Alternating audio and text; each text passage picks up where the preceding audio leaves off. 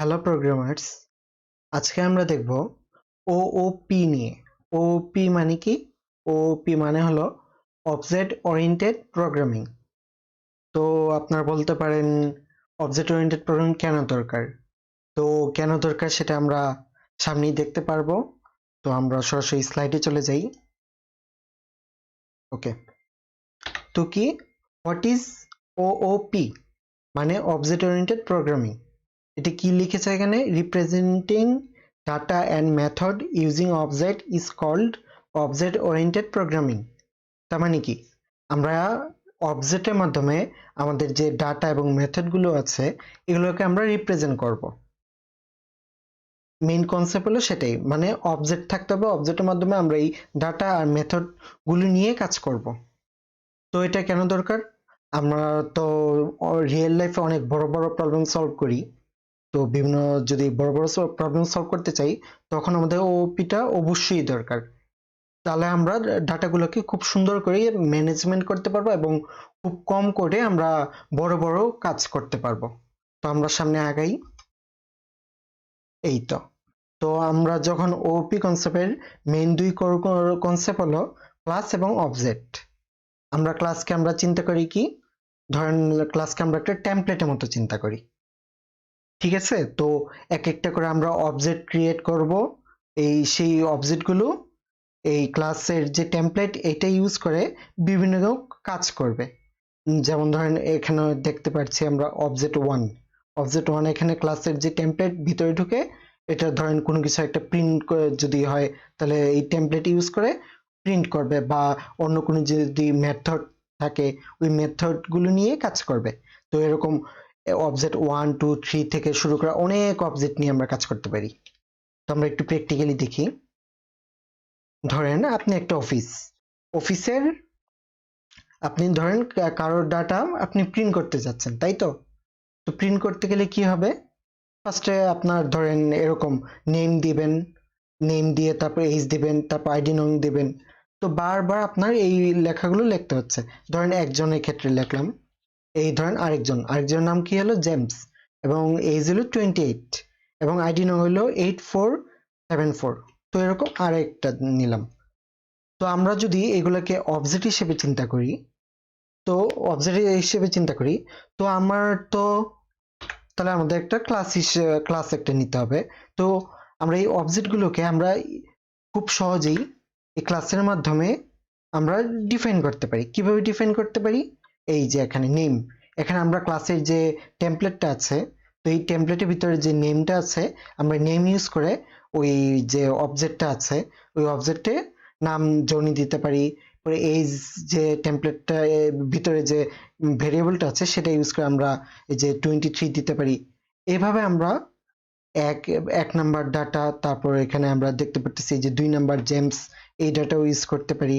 আবার 3 নাম্বার যে লিলি আছে সেটাও ইউজ করতে পারি। এরকম আমরা অনেকগুলো যে অবজেক্ট আছে সেগুলো ইউজ করে ক্লাস যে টেমপ্লেট সেটার ভিতরে যে ফাংশন বলেন বা আপনি এটার ভিতর কোনো ভেরিয়েবল থাকে এগুলোকে আমরা খুব সহজে টেমপ্লেটের ভিতরে যে উপাদানগুলো আছে সেগুলো ইউজ করে আমরা বিভিন্ন কাজ করতে পারি।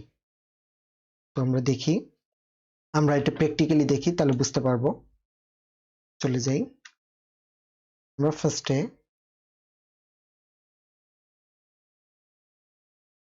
ভিএস কোডে চলে যাচ্ছি, ভিজুয়াল স্টুডিও কোড। ওকে, এখানে কেটে দিই, নতুন করে করি সুবিধার জন্য। ওকে, কেটে দিচ্ছি। এখন ধরেন আমি ফার্স্টে কি করব, আমি ফার্স্টে ক্লাস লিখবো, তাই তো? ফার্স্টে ক্লাস লিখি মানে আমার একটা টেমপ্লেট সাজাতে হবে, তাই তো? তো আমরা টেমপ্লেট সাজাই, ধরেন এমপ্লয়ি, আমরা ক্লাসের নাম দিলাম এমপ্লয়ি। এখন এটার ভিতর আমি ধরেন 3টে ভেরিয়েবল দিই, ধরেন নেম দিলাম, নেমের জায়গা ফাঁকা রাখলাম, এজ দিলাম, সরি এজ দিলাম, এজ ধরেন আমি 0 দিয়ে দিই যেহেতু এটা স্ট্রিং আকারে নিতে যাচ্ছি না। আর আমরা আইডি নং দিতে পারি, id none ইকুয়াল টু 0 দিচ্ছি। তো এখন আমি কি চাচ্ছি, আমি এখন অবজেক্ট ক্রিয়েট করব। তো আমরা অবজেক্ট কি, অবজেক্ট হলো ক্লাসের যে বৈশিষ্ট্যগুলো থাকবে, আমরা যখন অবজেক্ট ডিক্লেয়ার করব তখন সেই ক্লাসের যে বৈশিষ্ট্যগুলো সব অবজেক্টের ভিতর চলে যাবে। তার মানে ক্লাসের যে অনুরূপ মানে ইনস্ট্যান্স হবে হলো অবজেক্ট। তো আমরা প্র্যাকটিক্যালি থেকে তাহলে বুঝতে পারবো। ধরেন আমরা কি নামে অবজেক্ট নেমে ধরে নিয়ে করি সিটি অবজেক্ট 1 দিলাম, অবজেক্ট 1 দিলাম, সরি, ঠিক আছে, অবজেক্ট 1 ইকুয়াল টু, এখন আমরা কি করব, এমপ্লয়ি। তাহলে আমরা এখানে কি করলাম, আমরা এই যে এমপ্লয়ি যে আছে ক্লাস, সেটা একটা অবজেক্ট ক্রিয়েট করলাম যেটার নাম হলো অবজেক্ট 1, তাই তো। তো এখন কি আমরা এই অবজেক্ট 1, তার মানে এই এমপ্লয়ি যে ক্লাস, এটার সব বৈশিষ্ট্য আমরা এই অবজেক্ট 1 এ চলে গেল। তার মানে এখন অবজেক্ট যে কথা এবং এই এমপ্লয়ি যে ক্লাস সেটা সেম কথাই হলো। তো এখন আমরা কি করি, আমরা এটাকে টেমপ্লেটের মতো ইউজ করব। এখন আমি এখানে নাম দিব, এইচ দিব এবং আইডি নং দিব। ধরেন আমি এটার অবজেক্ট করি, অবজেক্ট লিখি অবজেক্ট 1 ডট নেম।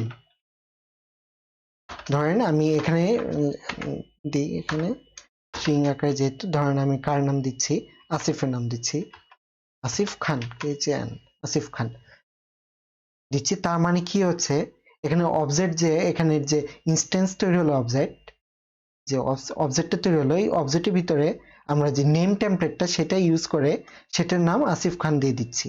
তার মানে আমার যে এখানে নেম ভেরিয়েবল সেটা আমরা ইউজ করছি। তো কিভাবে আমরা এজটাকে আমরা ডিফাইন করে দিতে পারি, ধরেন 24, ওকে। সেম ভাবে আমরা আইডি নং দিতে পারি, তাই তো। আইডি নং ধরেন 02, 02 এর মানে 20 দিই, ওকে, 2045 দিলাম আইডি নং, একটু বড় দিলেই ভালো। তো এখন যদি আমরা প্রিন্ট করতে চাই, প্রিন্ট করলে আমরা দেখব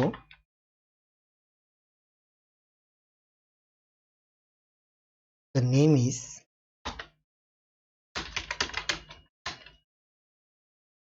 কমা দেব, কমা দিয়ে কি করব, object dot name.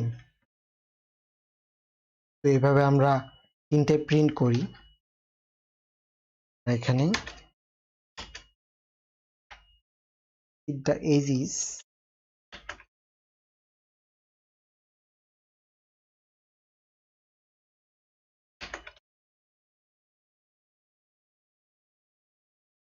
the id nong is,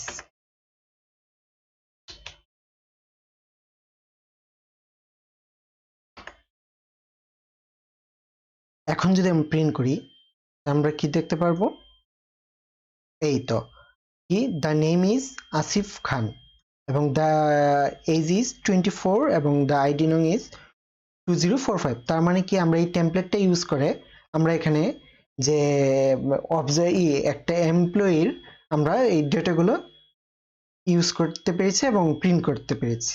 তো আমি যদি এরকম আরেকটা অবজেক্ট নিই, ধরেন এটা অবজেক্ট 1, অবজেক্ট 1, এবার যদি আমি অবজেক্ট 2 নিই, কন্ট্রোল সি দিই, কন্ট্রোল ভি দিই।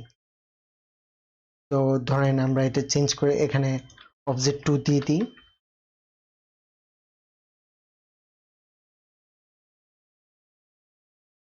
এখানে ধরেন মনির খান দিই নাম, মনির খান, এজ ধরেন 30 দিলাম, আইডি কার্ড দিলাম 4567, ID now, the name is, এখানে আমরা সবগুলো চেঞ্জ করে অবজেক্ট 2 দিব, যেহেতু আমরা অবজেক্ট 2 নিয়ে কাজ করছি, এখানে অবজেক্ট 2 প্রিন্ট করতে চাচ্ছি। তো এখন কি করব, এখানে একটা প্রিন্ট দিয়ে দিই, চলো অবজেক্ট 2 দেবে, নেক্সট লাইন করে দিই, এখন যদি আমি প্রিন্ট করি, এখানে করলাম, তা আমি এখানে দুইটা অবজেক্ট দেখতে পাচ্ছি। একটা হলো আসিফ খান, যেটা আমরা অবজেক্ট 1 নিয়ে কাজ করেছি, এই যে এখানে। তার মানে আমরা যে টেমপ্লেটটা ইউজ করে আমরা প্রথম অবজেক্ট 1 এর মাধ্যমে আমরা আসিফ খান 24 এগুলো প্রিন্ট করেছি। দেন আমরা আরেকটা অবজেক্ট নিয়েছি, সেটা কি অবজেক্ট 2 নামে। তো অবজেক্ট 2 নিয়ে আবার সেখানে আমরা ওই ক্লাসেরই টেমপ্লেট যেটা আছে সেটা ইউজ করে 30 হয়েছে, এখানে 4 5 6 7 হয়েছে। তো আমরা এইভাবে অনেকগুলো অবজেক্ট ক্রিয়েট করে আমরা এই ক্লাস টেমপ্লেটটা ইউজ না অবজেক্ট দিয়ে আমরা এইটা যে ক্লাস যে টেমপ্লেটটা আছে, ক্লাসে যে এমপ্লয়ি যে টেমপ্লেটটা আছে, এইটা ইউজ করে আমরা ইচ্ছা মতো প্রিন্ট করতে পারি। এখানে আমার অবজেক্ট অনেকগুলো অবজেক্ট নিয়ে আমরা কাজ করতে পারি। তো আজ এ পর্যন্তই। ভালো থাকবেন, সুস্থ থাকবেন, দেখা হচ্ছে পরবর্তী ভিডিওতে। ধন্যবাদ।